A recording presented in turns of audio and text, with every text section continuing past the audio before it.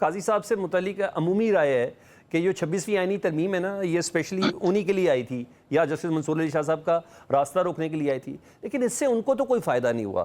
तो कहीं उनसे उनके साथ भी हाथ तो नहीं हो गया? नहीं, obviously he is used and abused.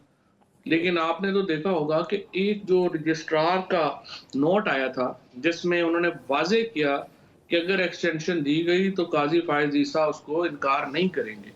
तो उससे तो बिल्कुल साबित है ना कि जो आईनी तरमीम का असल मुद्दा था, वो था काजी फायज ईसा को एक्सटेंशन देना और मामलात को यहाँ से आगे लेके जाना। अब ये जो एक दरमियान में मौलाना फजलुर रहमान के किरदार को अगर हम ना सराहें तो ज़्यादती होगी। ये तो उनकी इंटरवेंशन है जिसने पाकिस्तान को बचा लिया, और अदरवाइज़ तो फ़ायज़ ईसा तो तैयार थे 3 साल के एक्सटेंशन के लिए। अच्छा, बिल्कुल राना सनाउल्लाह साहब भी कह रहे हैं कि ये तरमीम अगर आई है तो सिर्फ मौलाना फजलुर रहमान साहब की वजह से आई है, या उन्हीं की ही काबिशों की वजह से ही। मैं आगे चल के इस मौजू पे बात करनी है। मैं ज़रा पर्टिकुलर, आज काजी साहब का लास्ट डे था। किसी भी कोई शक नहीं, सरकारी मुलाजिम के लिए उसका आखिरी दिन बड़ा यादगार होता है या बनाने की कोशिश की जाती है। काजी साहब उन खुशकिस्मतों में से नहीं है। जिस तरह का आज सुबह सुबह जस्टिस मंसूर अली शाह साहब का ख़त आ गया कि मैं रेफरेंस में क्यों नहीं हूँ इस फुल कोर्ट रेफरेंस के अंदर। फिर जिस तरह सहाफ़ियों ने आज वो इनाग्रेशन, वो जो बुनियादी इंसानी हकूक़ का एक उन्होंने मोनूमेंट सा बनाया और उसके इफ्तिताह के लिए गए, तो ये तो सब चीज़ें बड़ी अजीबोगरीब तरीके से, जैसे मंसूर अली शाह साहब का ये कहना कि आप शतुरमुर्ग की तरह रेत के अंदर सर दबा के बैठे थे और बल्कि आपने लोगों को रास्ता दिया है। यहाँ ये लोग कह रहे हैं उनके साथी जजेस की राय ये है, मगर नून लीग और पीपल्स पार्टी कहते हैं काजी फाइज जैसा जज तारीख में कभी आ ही नहीं सकता। तो अवाम किसकी माने जी, ये बताएं? बिल्कुल साथियों की माने या सियासतदानों की माने?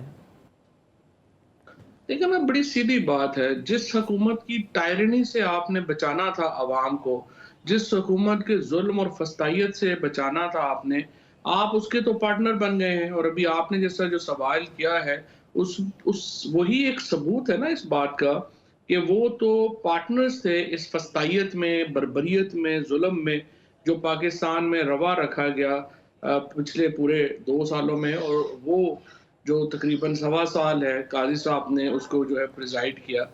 और आई थिंक कि वो तो एक पार्टनर इन क्राइम है नून लीग के, पीपल्स पार्टी के, एस्टेब्लिशमेंट के, इस जो जुल्म हुए पाकिस्तान में जमहूरियत के खिलाफ, खुद जजेस के खिलाफ।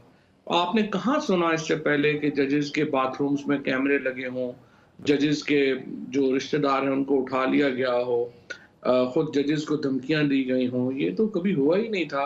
और आज जस्टिस मंसूर अली शाह साहब ने जो अपने ख़त में सारी डिटेल्स लिखी हैं, वो यही डिटेल्स हैं। उसका एक एक लफ्ज़ पढ़ के हैरानगी भी होती है। अच्छा, जैसे जैसे जस्टिस याहिया अफरीदी साहब 26वीं यानी तरमीम हो गई, अब चीफ जस्टिस ऑफ पाकिस्तान नामजद हो गए, कल की तारीख में वो हलफ भी उठा लेंगे। आप समझते हैं इस फैसले से अब अदलिया मजीद स्ट्रॉन्ग होगी जस्टिस याहिया अफरीदी साहब से मतलब, क्योंकि आप भी कई केसेस में उनके सामने पेश हुए होंगे? देखिए जी, पहली तो अब ये है सलमान की समझ तो आए कि ये अदलिया का स्ट्रक्चर है क्या? क्योंकि जो आईनी तरमीम आई है, अभी उसमें यही नहीं समझ आ रही कि ये सुप्रीम कोर्ट जो है या इसका जो चीफ जस्टिस है, उसका कोई अब फंक्शन भी रह गया है, या वो सारी आईनी बेंचेस जो हुकूमत ने खुद अपॉइंट करने हैं, उनकी तरफ जाएगा। अभी तो अब देखें ना, एक और क्राइसिस ये आना है कि ये जो कॉन्स्टिट्यूशन बेंचेस बन रहे हैं, इनकी जो स्ट्रक्चर है वो इस तरह का है कि इन्होंने 1/3 के करीब जजेस जो उठाएंगे कोर्ट्स से, उनको ये कॉन्स्टिट्यूशन बेंचेस बनाएंगे और अपने केसेस ये कहते हैं कि उन जजेस के पास जाएंगे जिनको हम चूज करेंगे। ठीक है। Now this creates a very, I would say, serious problem उन जजेस की भी क्रेडिबिलिटी के लिए, जिन जजेस को हुकूमत खुद सिलेक्ट करेगी कॉन्स्टिट्यूशन बेंचेस में भेजने के लिए। अब आप मुझे बताइए ना, आधा जज जो है वो तो वहीं खत्म हो जाएगी उसकी मॉरल अथॉरिटी, जब लोगों को ये होगा कि इस जज को हुकूमत ने अपने केसेस सुनने के लिए चुना है। बिल्कुल। तो वो कैसे उसको जो है आगे जाएगा? दूसरा, वो जो 2 तिहाई जज जो कॉन्स्टिट्यूशन बेंच का हिस्सा नहीं होंगे, वो फिर क्या, उनकी क्या पोजीशन होगी, और वो जो है कैसे इस चीज को आगे जो है वो लेके बढ़ेंगे। So we don't